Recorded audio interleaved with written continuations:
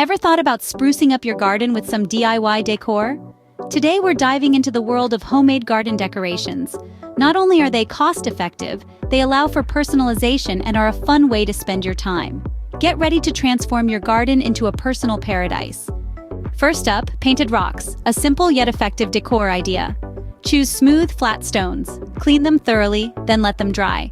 Coat with weatherproof paint in your favorite colors. Position these vibrant gems around your garden. Voila! Your garden now has a pop of color.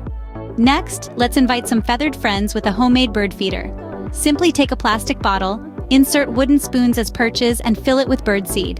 Hang it in a quiet, safe spot in your garden. Now, sit back and enjoy the bird watching.